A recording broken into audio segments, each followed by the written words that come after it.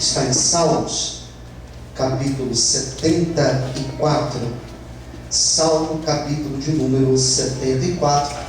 Vamos ler o que diz aqui a palavra do Senhor. Quantos precisam ouvir a voz de Deus? Digam amém. Amém. Vamos lá então, vamos pedir para o Senhor falar conosco. Vamos pedir para que esta palavra seja direta à nossa vida. Salmo 74, nós vamos ler o versículo de número... Versículo 1 diz assim, ó Deus, por que nos rejeitastes para sempre? Porque se acende a tua ira contra as ovelhas do teu pasto. Vamos ler só o 22 também. Diz assim: levanta-te, ó Deus, pleiteia a tua própria causa. Lembra-te da afronta que o louco te faz cada dia. Vamos orar. Soberano Deus e Pai, venha falar conosco nesta noite através da tua palavra, teu Espírito Santo. Fala aos corações de todos que estão aqui, Senhor. Fala a cada um do teu povo e aqueles que posteriormente vão assistir essa palavra, vão ouvir pelo rádio, que o teu Espírito possa falar, Senhor, em nome de Jesus. Amém. Vamos aplaudir o Senhor bem forte. Glória a Deus. Glória a Deus. Este salmo, ele faz parte dos salmos que são atribuídos a Asaf. Porém, este salmo 74, naquela época se atribuía a um escritor, um salmo.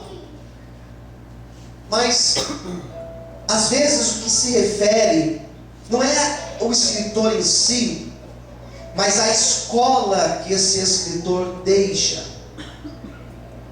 O Salmo 74, por mais que ele esteja atribuído a Asaf, muito provável que quem escreveu este salmo, muito provável não, certamente, quem escreveu este salmo foi alguém da escola de Asaf.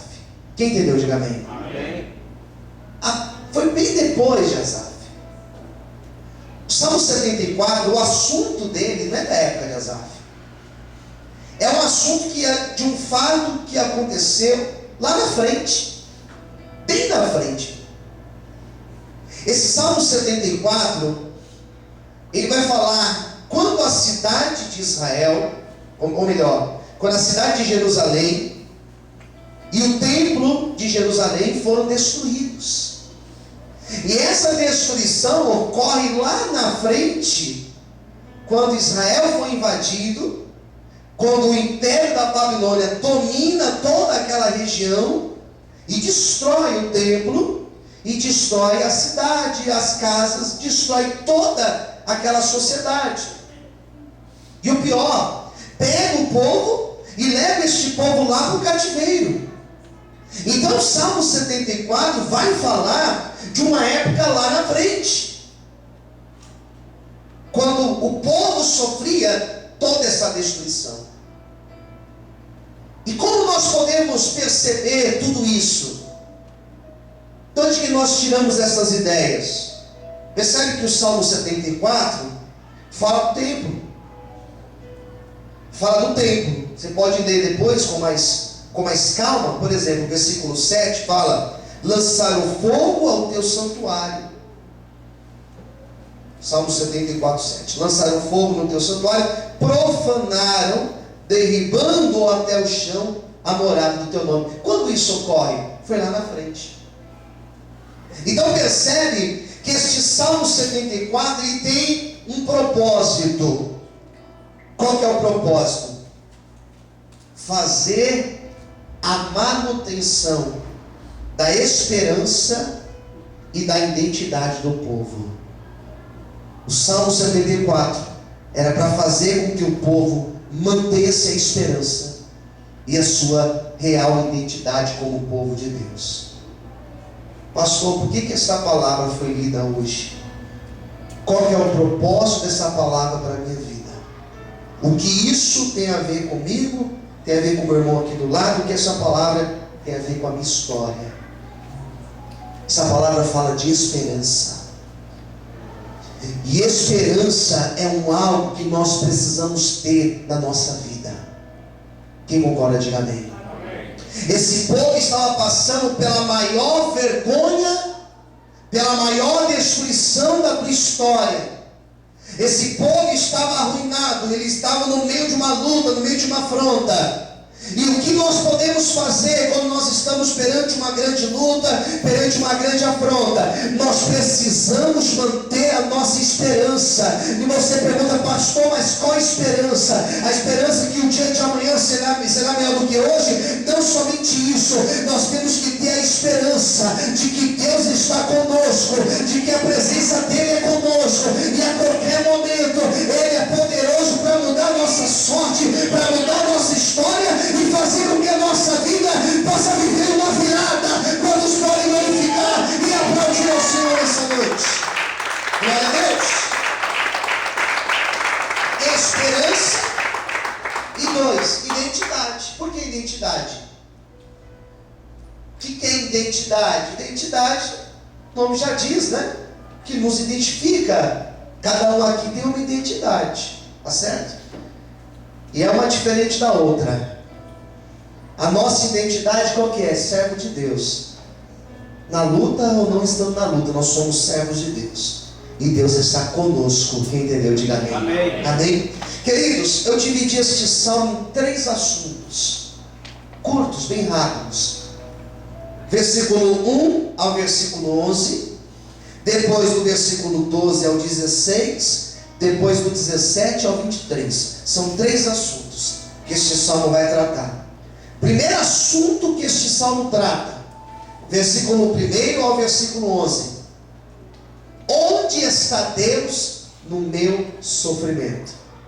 Repita comigo, onde está Deus? Onde está Deus? Mais alto, diga, onde está Deus? Onde está Deus? No meu sofrimento. Nós temos uma mentalidade, as pessoas que entram numa igreja, às vezes entram com uma mentalidade de que não existe sofrimento na vida de um cristão. Às vezes nós ouvimos uma propaganda, e é uma propaganda, diga-se de passagem, enganosa, que vai dizer que o cristão não tem problema, que o cristão não tem sofrimento, e que se nós temos um sofrimento, alguma coisa está errada em nossa vida. Você já deve ter ouvido isso alguma vez. Olha, se você está passando por isso, tem alguma coisa errada com você. Não foi assim com Jó? Jó foi assim, porque você deve ter pecado. Nós temos dificuldade para lidar com o sofrimento. Nós temos dificuldade de pregar sobre sofrimento na igreja, porque nós pregamos vitória, e a igreja gosta de ouvir palavra de vitória. Sou acostumado a pregar. Se você vai num lugar e prega, olha, vitória, as pessoas vão gostar da tua pregação. E vai acabar o culto, as pessoas vão embora comentando, olha que culto abençoado, porque hoje o Senhor falou da minha vitória. Mas quando você fala de sofrimento, as pessoas não gostam de ouvir. Ninguém gosta de passar pelo sofrimento. Ninguém gosta de ter problema em casa. Ninguém gosta de ter uma pessoa da tua família enferma. Ninguém gosta de passar por lutas financeiras. Ninguém gosta de passar por problemas de enfermidade. Ninguém gosta. Mas a vida do cristão não é uma vida somente de vitórias. Amém. A vida do cristão, ela tem muitas vitórias, mas ela também tem muitos sofrimentos. E a grande pergunta que nós nos fazemos, e eu espero que você me ouça com muita atenção, a grande pergunta que nós nos fazemos é: onde está Deus?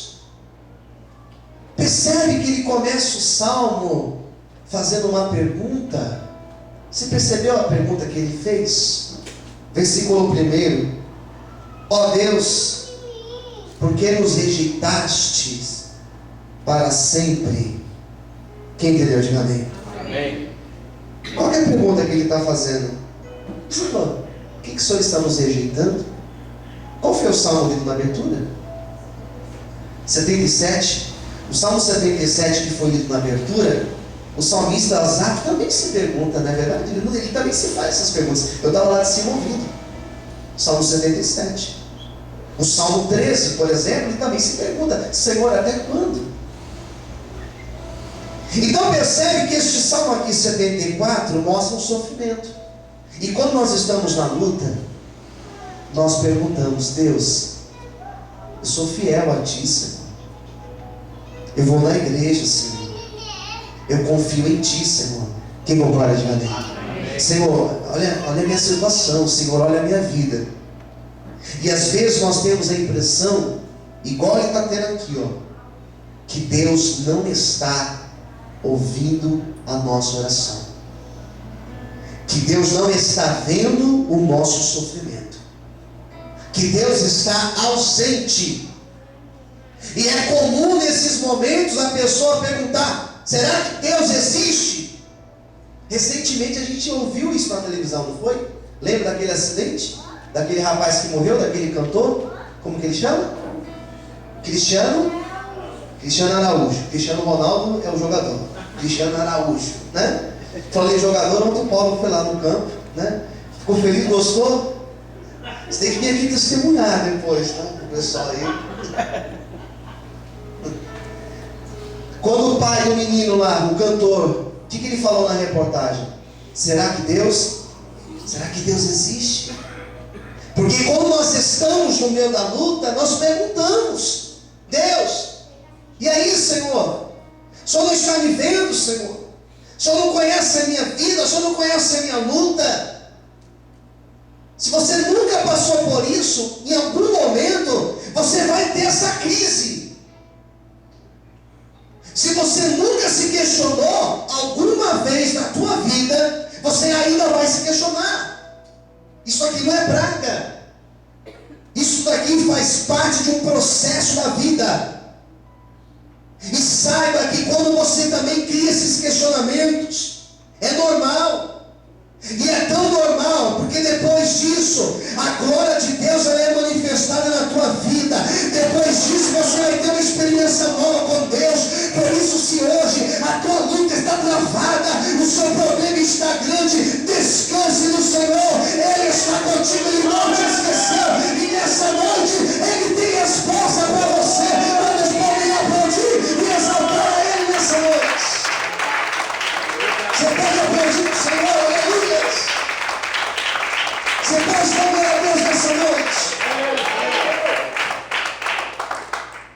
Deus não nos priva do sofrimento, mas Ele está conosco, nos dando graça para passarmos pelo sofrimento. Quem entendeu, diga amém. Amém. Exemplo do apóstolo Paulo: Senhor, esse espinho na minha carne. Por 3 vezes ele orou.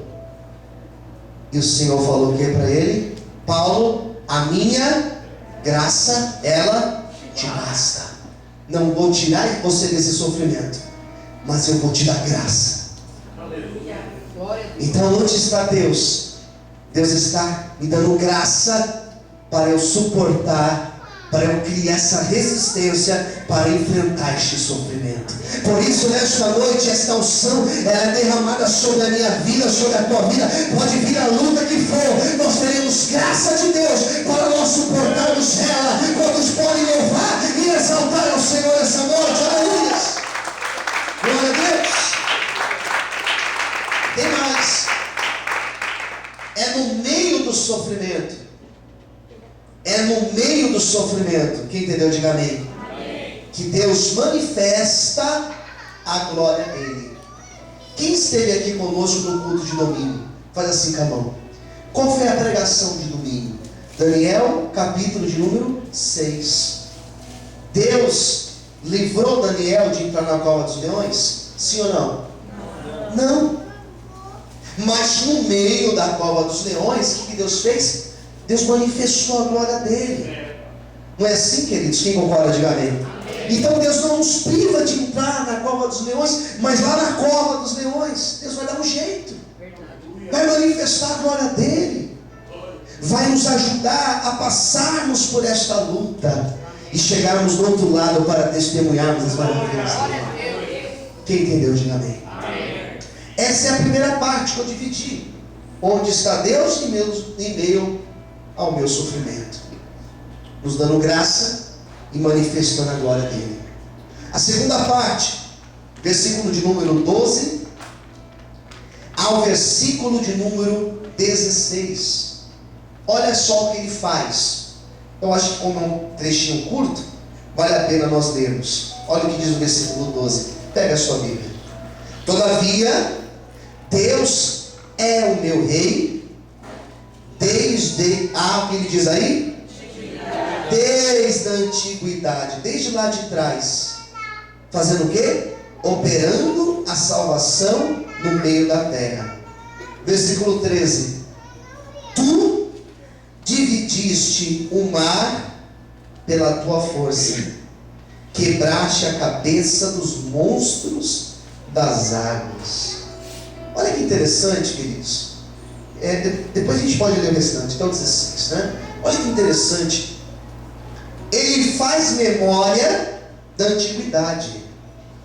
O que é antiguidade? O que é antigo? Antigo é o que está acontecendo agora? É antigo, sim ou não? Não. Antigo é o que aconteceu ontem. O que aconteceu de manhã é antigo. O que aconteceu há 10 anos atrás é antigo. O que aconteceu há 100 anos atrás é mais antigo ainda. O que ele está fazendo? Lembrando. E ele está lembrando de tudo que Deus já tinha feito. E ele lembra de um episódio aqui. Prestou atenção qual foi o episódio que ele vai lembrar? Versículo 13. Quando Deus fez o quê? Dividiu o quê? O mar. Quando Deus fez o quê? Dividiu? O mar. Quando Deus dividiu o mar? Quando o povo de Israel estava no Egito, saiu do Egito e estava caminhando para a terra prometida. Chegou no momento que eles estavam perante o mar vermelho, Faraó vindo atrás, montanhas de um lado e do outro, não tinham o que fazer. Quando eles não tiveram mais o que fazer, o que eles fizeram? Clamaram. Êxodo 14. O que Deus faz? Moisés, por que clamas a mim? Diga ao povo o que? Marche.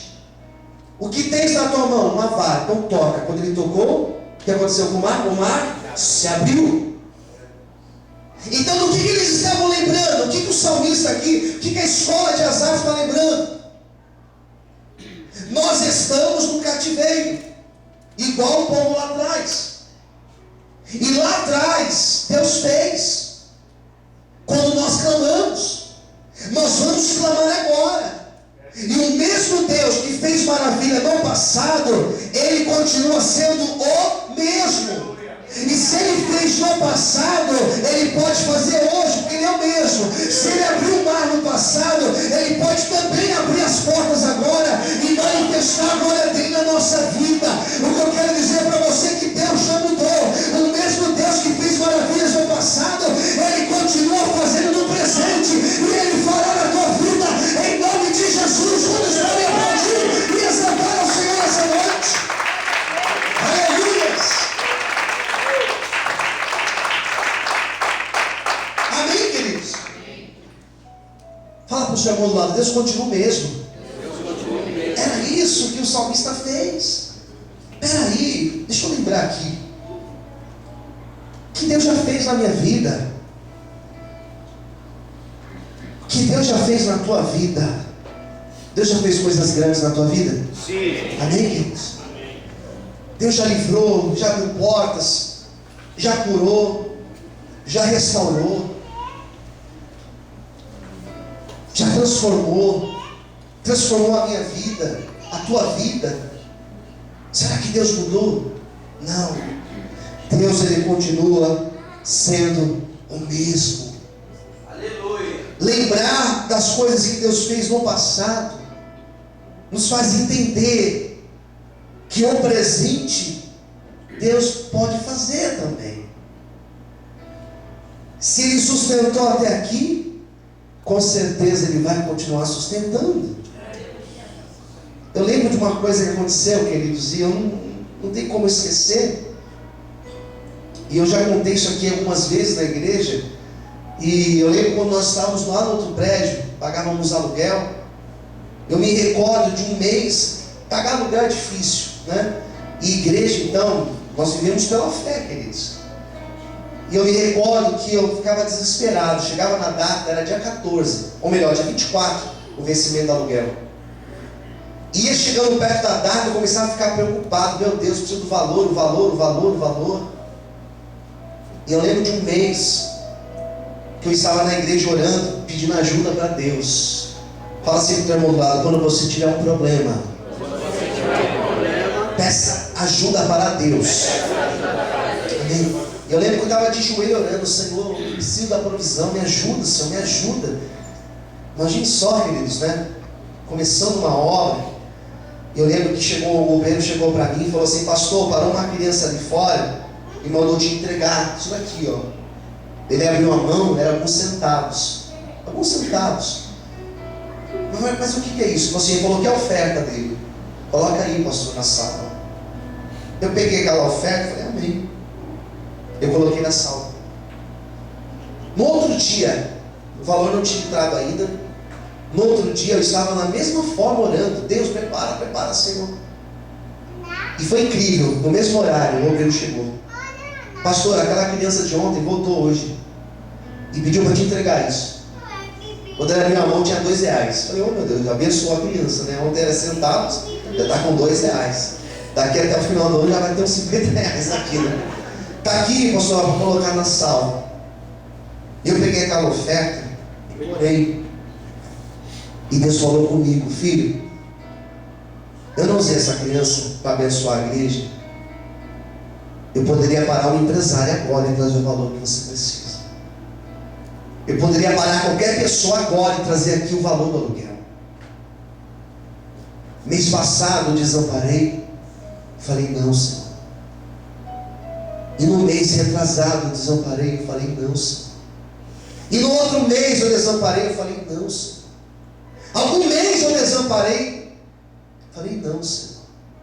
Então descanse. Porque eu sou mesmo e eu não vou deixar faltar. E eu glorifico a Deus que nós ficamos lá 6 anos e nenhum aluguel atrasou um dia sequer, para a honra e glória do nome do Senhor. Será que você pode aplaudir e exaltar a Deus por isso? Aleluia! Será que você pode aplaudir ao Senhor? Fala para quem está do teu lado: Deus continua mesmo. E foi isso que Asaf fez, ou melhor, que a escola de Asaf fez, lembrando, percebe? Lembrando as maravilhas. Uma outra coisa que ele vai lembrar aqui, eu achei isso aqui forte demais.